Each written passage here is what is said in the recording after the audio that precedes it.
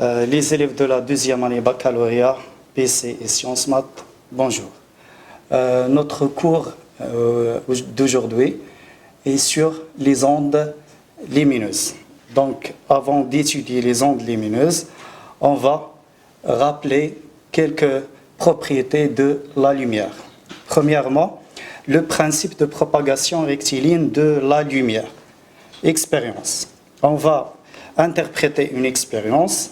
Cette expérience concerne à utiliser une source laser et 3 plaques opaques. Chaque plaque contient un trou et un écran pour récupérer la lumière. Donc on va déplacer les plaques et chercher dans quel cas la lumière atteint l'écran. Les résultats expérimentaux ont permis de tirer la conclusion suivante. La lumière n'atteint l'écran que si les 3 trous sont alignés, c'est-à-dire sont rectilignes. Alors, la lumière se propage selon une ligne droite. Donc, cette conclusion représente le principe de propagation rectiligne de la lumière. Donc, le principe de propagation rectiligne de la lumière, son énoncé est: dans un milieu matériel transparent et homogène, la lumière se propage en ligne droite. Phénomène de diffraction. 2.1. Expérience. Pour réaliser cette expérience, nous avons besoin d'un faisceau laser, un écran et un obstacle qui contient une ouverture ou un fil fin. Donc, après réalisation de cette expérience, on observe sur l'écran des taches lumineuses situées à une direction perpendiculaire à la direction de la fente. Donc, il y a changement de direction de propagation de la lumière.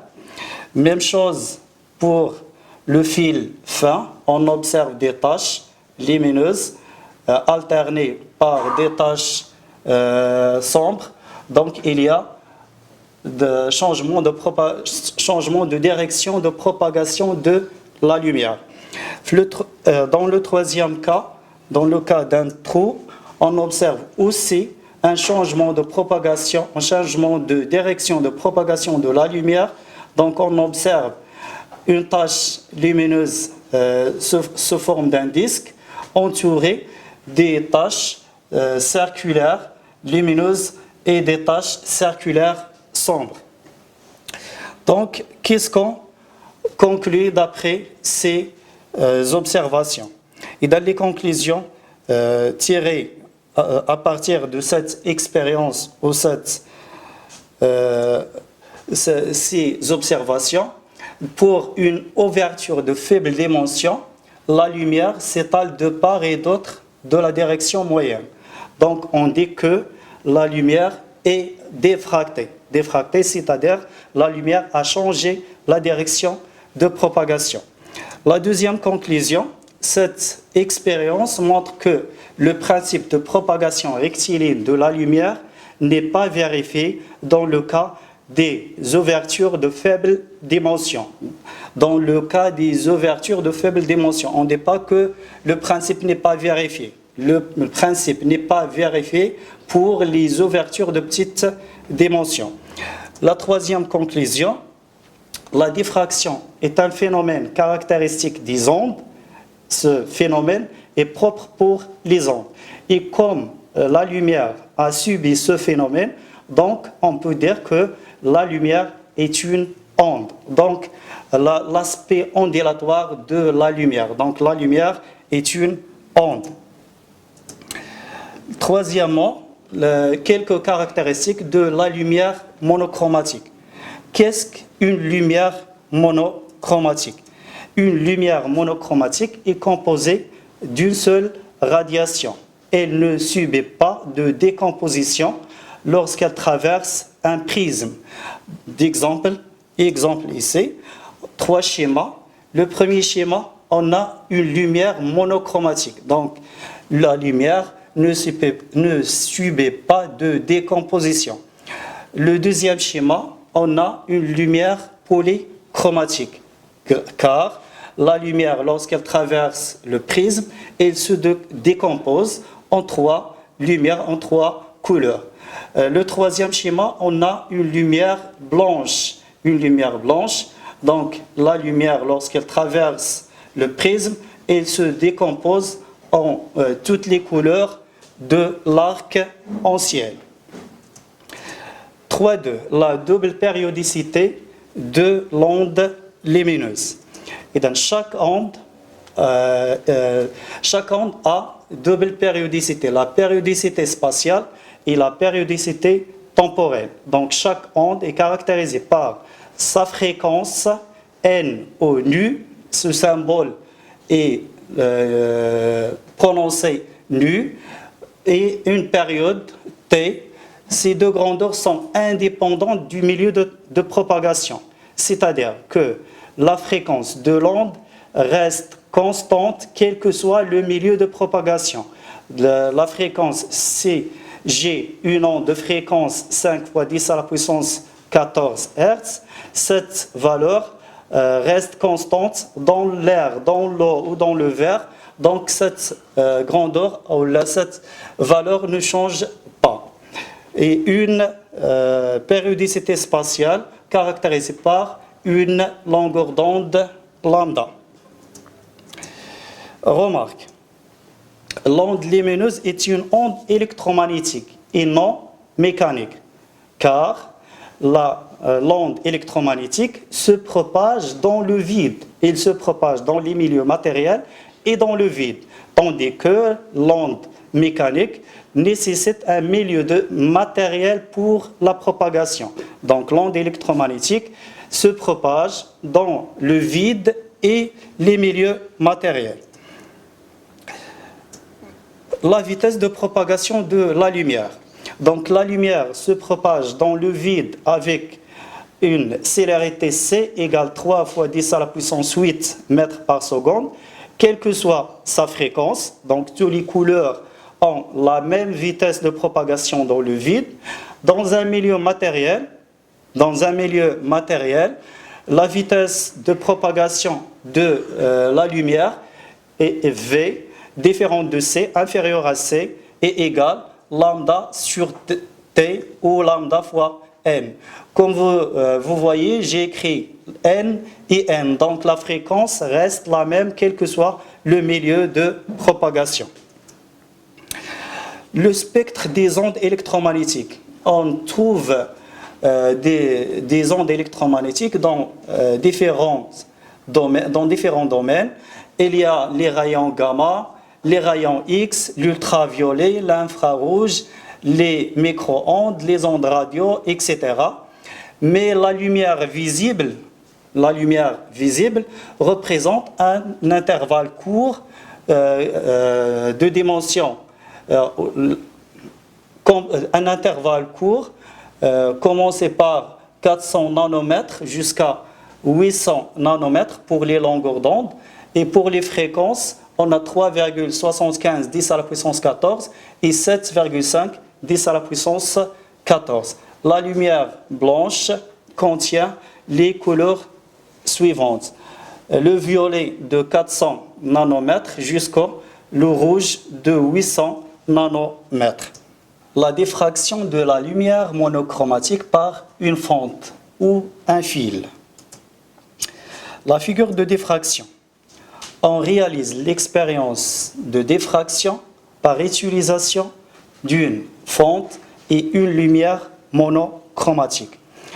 Selon la définition d'une lumière monochromatique, c'est une lumière qui ne se décompose pas lorsqu'elle traverse un prisme. Donc, une source laser, une fente réglable, de largeur réglable, et un écran pour visualiser les tâches lumineuses. Les observations qu'on peut tirer de cette expérience. La première observation, les tâches constituant la figure de diffraction sont réparties sur un axe perpendiculaire à la direction de la fente. Si la fente est verticale, les tâches sont horizontales. Si la fente est horizontale, les tâches sont verticales. La deuxième observation, la fente se comporte comme une source virtuelle de la lumière.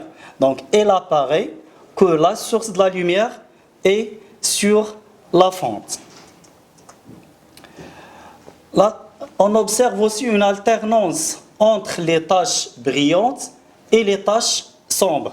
Donc, on observe une tache centrale brillante, une tache sombre, une tache brillante, une tache sombre, une tache brillante, etc. Parmi les taches brillantes, il y a la tache centrale. Cette tache centrale est plus large et plus intense. Donc, elle a une longueur L supérieure à les largeurs ou les longueurs des autres taches et une intensité plus grande. Ce phénomène est plus important quand la largeur de la fente est de même ordre de grandeur de la longueur d'onde de la lumière étudiée. Dans les ondes mécaniques, on a déjà dit que la condition d'avoir la diffraction est que la largeur de l'ouverture soit inférieure ou égale à la longueur d'onde. Dans le cas des ondes lumineuses, on dit que la largeur de la fente est de même ordre de grandeur de la longueur d'onde de la lumière étudiée lambda. On peut aller jusqu'à A égale 100 lambda. L'influence de la largeur de la fente ou le diamètre du fil.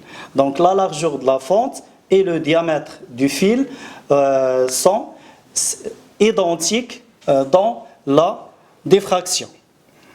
On répète la même expérience précédente en utilisant une fente de largeur réglable.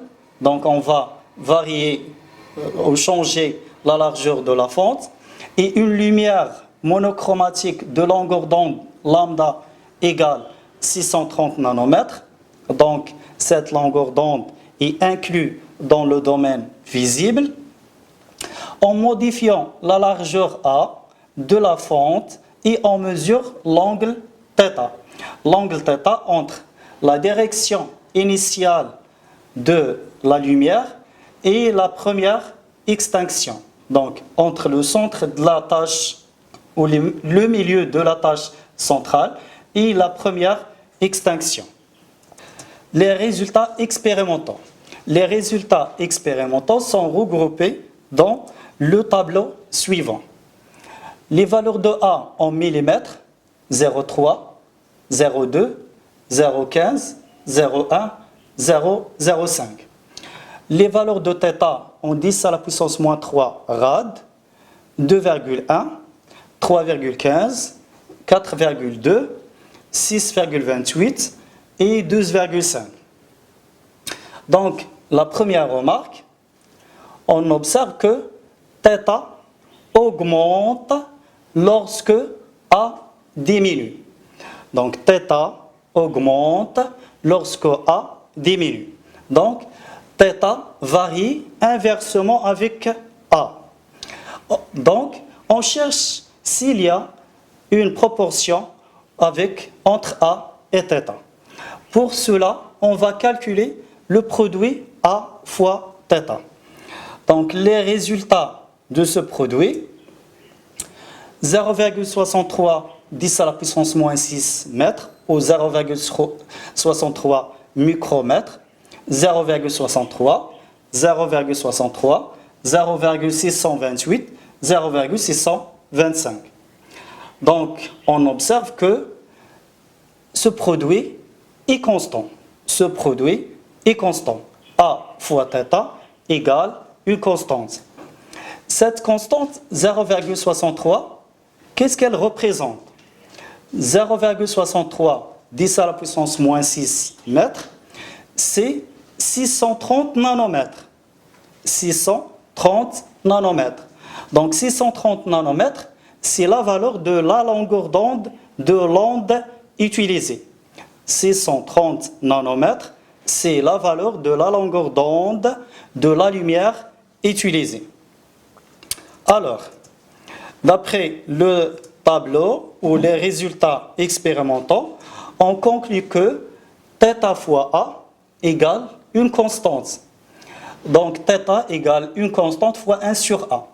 Donc, on dit que θ est inversement proportionnel à A. θ est inversement proportionnel à A. Qu'est-ce que ça veut dire? Donc, si A est multiplié par 2, θ va être divisé par 2. On dit aussi que θ est proportionnel à l'inverse de A. θ est proportionnel à l'inverse de A. Ce coefficient de proportionnalité représente la longueur d'onde lambda.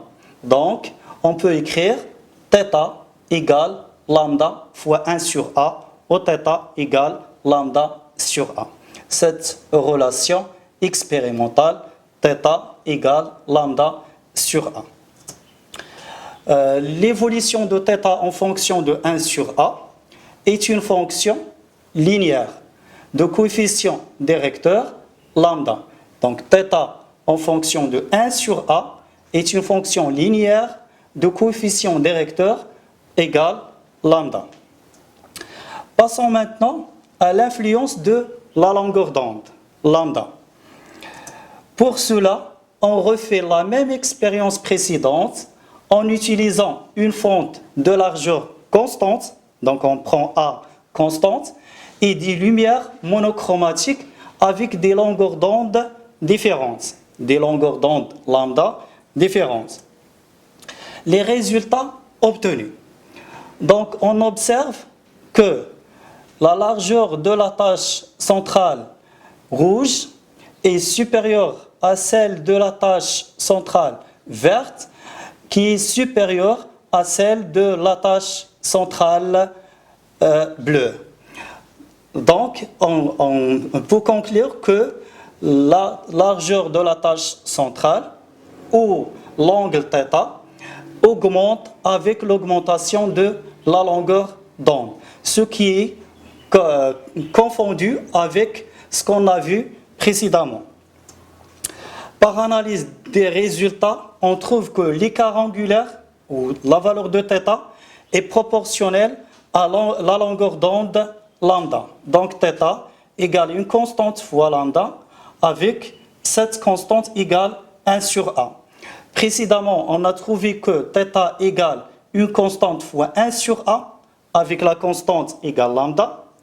Dans cette expérience, on a trouvé que θ égale K' fois lambda, avec K' égale 1 sur A.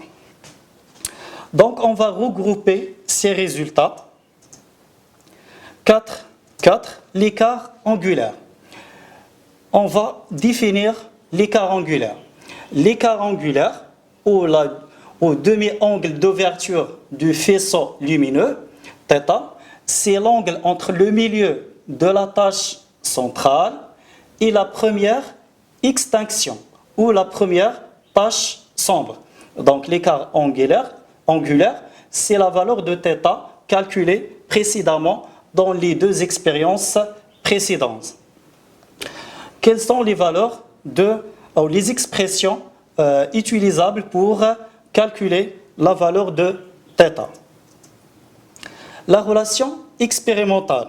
La relation expérimentale, c'est la relation déjà trouvée expérimentalement dans les deux expériences précédentes. L'écart angulaire est lié à la longueur d'onde de la lumière monochromatique et la largeur de la fente par la relation suivante. θ égale lambda sur A. Lambda et θ doivent être en même unité, c'est-à-dire lambda en mètres et A en mètres. θ est en radians. Une remarque, si on utilise un fil fin de dimension ou de diamètre A, la relation reste valable. Donc cette relation est valable pour une fente de largeur A ou pour un fil de diamètre A. La relation géométrique. Donc la relation géométrique, en considérant une tâche centrale de largeur L observée sur un écran qui se trouve à une distance D par rapport à la fente de largeur A. Donc d'après la figure, on a la tâche centrale de largeur L située à un écran qui se trouve à une distance D par rapport à la fente. Donc L sur 2 représente le côté opposé, D représente le côté adjacent. Donc ces deux côtés sont regroupés dans le tangente θ. Donc le tangente θ égale le côté opposé sur le côté adjacent. Le côté opposé sur le côté adjacent. Le côté opposé, c'est L sur 2. Le côté adjacent, c'est la distance D. Donc, tangente θ égale L sur 2 divisé par D. Tangente θ égale L sur 2 divisé par D. La dimension de tangente θ, c'est un entier, donc sans dimension. L, c'est une distance, D, c'est une distance. Remarque, pour les angles θ de petite valeur, on peut écrire tangente θ égale θ en rad. Pour les valeurs, vous pouvez vérifier cette égalité en utilisant θ égale 0,1, θ égale 0,15, θ égale 0,2. Vous trouvez que tangente θ égale θ. Alors, en utilisant les relations précédentes, on a tangente θ égale L sur 2D et θ égale lambda sur A. Donc, on a vu que tangente θ égale L sur 2D et θ égale lambda sur A. Donc, à partir de cette égalité, on trouve que L égale 2D lambda sur A. L égale 2D lambda sur A. Donc, en conclusion, la largeur de la tâche centrale est proportionnelle à la longueur d'onde lambda, est proportionnelle à la distance entre la fente et l'écran, et inversement proportionnelle à la largeur de la tâche ou le diamètre du fil fin. Passons maintenant à la diffraction de la lumière polychromatique. La lumière polychromatique, c'est une lumière qui se compose, c'est une lumière composée de différentes longueurs d'onde. En lumière polychromatique, chaque lambda crée sa propre figure de diffraction. Donc, par exemple, j'ai 3 couleurs qui constituent une lumière polychromatique.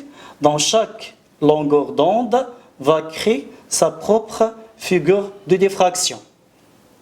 Donc, au centre, on trouve nécessairement une couleur résultant de la synthèse additive de toutes les couleurs. Donc, dans cette zone, on va observer une couleur résulte de la composition de ces 4 couleurs. Donc, qu'est-ce qu'elle passe pour la lumière blanche? Donc, pour la lumière blanche, on obtient sur l'écran une tache irisée de centre blanc. Le centre blanc est dû à la superposition de toutes les couleurs constituant la lumière blanche. Donc, on finit cette partie par un exercice d'application. On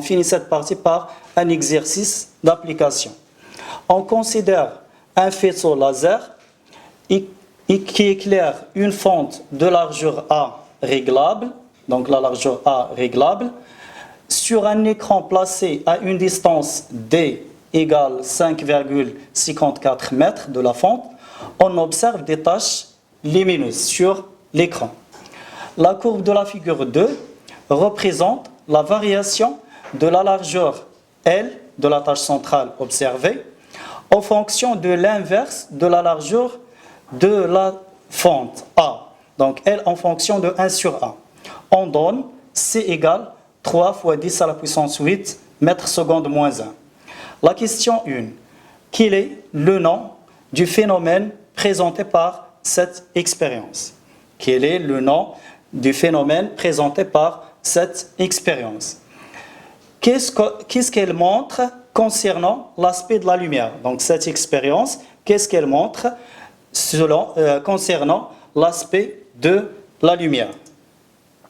La question 2, en considérant que l'angle θ est petit, c'est-à-dire tangente θ égale θ, montre que L égale 2C fois T fois D sur A, avec T, la période de l'onde monochromatique étudiée, C, la célérité de la lumière dans le vide, et A, la largeur de la fente, et D, la distance entre la fente et l'écran.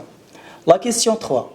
À partir de la courbe L en fonction de 1 sur A, déterminer la valeur de la période T de l'onde. Donc la courbe, à partir de cette courbe, vous pouvez déterminer la valeur de la période T. Donc on finit à ce point et on continuera la partie, dans la deuxième partie prochainement. Merci pour votre attention.